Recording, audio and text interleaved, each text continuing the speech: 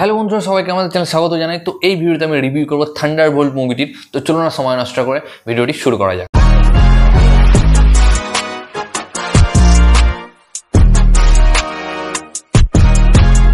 তো প্রায় অনেক দিনই হয়ে গেল এই থান্ডারবোল্ট মুভিটি রিলিজ হওয়া, এবং রিসেন্টলি 27শে আগস্ট এই মুভিটি জিও হটস্টারে চলে এসছে। আমাদের এখানে জিও হটস্টার, এমনি আমেরিকায় ডিজনি প্লাস। তো যাই হোক, এই সিনেমাটি আমি অনেক আগেই দেখে ফেলেছিলাম, বাট রিভিউ করা হয়নি। ভাবলাম যখন ওটিটিতে আসবে একেবারে রিভিউ করে দেবো। তো এই সিনেমাটি যখন ট্রেলার এসেছিল বা রিলিজ হওয়ার কথা ছিল, তো এই সিনেমাটিকে নিয়ে বেশি হাইপ ছিল না, কারণ মার্ভেলের যে অবস্থা সিনেমা নিয়ে এখন খুবই বাজে অবস্থা। বাট একটা ক্যারেক্টারকে নিয়ে খুবই হাইপ ছিল, সেটা হচ্ছে সেন্ট্রি। এখানে আমরা সেন্ট্রিকে দেখতে পেয়েছি, যাকে বলা হয় মার্ভেলের সুপারম্যান। তো তাকে নিয়ে হাইপ ছিল।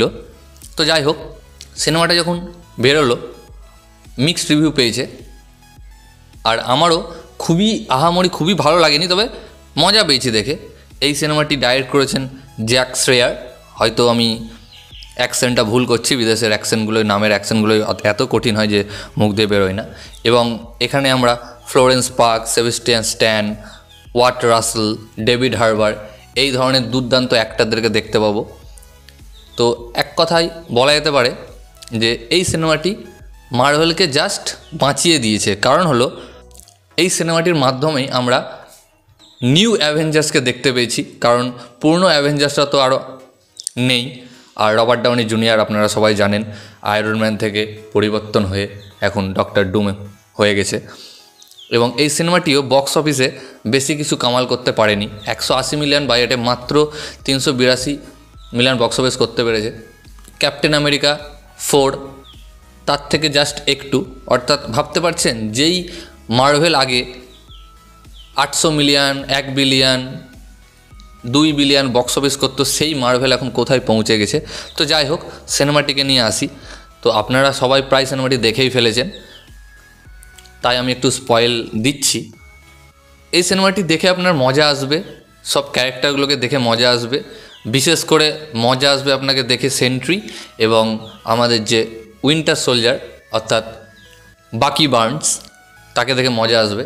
কারণ এই সিনেমাটা ঠিক সুপারহিরো সিনেমা বলা যাবে না, এটা একটা আমেরিকান পলিটিক্যাল সুপারহিরো সিনেমা বলা যেতে পারে। কারণ এখানে পলিটিক্যাল ব্যাপারটা বেশি করে দেখানো হয়েছে সুপারহিরোর থেকে বেশি।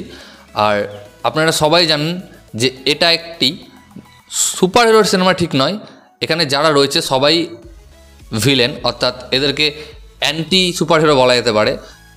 তো তারা কি করে এই গোটা শহরকে বাঁচাচ্ছে ভিলেনদের হাত থেকে, সেটাই আমরা এই সিনেমাতে দেখতে পেয়েছি। আর এই সিনেমার শেষে একটা পোস্ট ক্রেডিট সিন রয়েছে, যেটা আপনারা দেখতে পাবেন হচ্ছে ফ্যান্টাস্টিক ফোরে। কারণ এই সিনেমাটার পোস্ট ক্রেডিট সিন ফ্যান্টাস্টিক ফোরের পোস্ট ক্রেডিট সিনের সঙ্গে ম্যাচ রয়েছে। তো আপনারা যদি ভাবেন যে আগে ফ্যান্টাস্টিক ফোর দেখবো তারপরে এটা দেখবো, কোনো অসুবিধা নেই, আপনারা দেখতে পারেন, তাহলে আপনাদের বেশি সুবিধা হবে। কারণ ওই পোস্ট ক্রেডিট সিনটা এটার সঙ্গে বেশ ভালোভাবে ম্যাচ আছে। তাছাড়া এই সিনেমাটিকে নিয়ে আমার কিছু বলার নেই, সিনেমাটি দেখুন, জিও হটস্টারে হিন্দিতে অ্যাভেলেবল রয়েছে। বেশ ভালো সিনেমা, একবার আপনাকে অবশ্যই মজা দেবে। তো এই ভিডিওটা তাড়াতাড়ি গাইস, ভিডিওটি ভালো লাগলে অবশ্যই ভিডিওটিকে লাইক, কমেন্ট, শেয়ার এবং চ্যানেলটিকে সাবস্ক্রাইব করুন। ধন্যবাদ।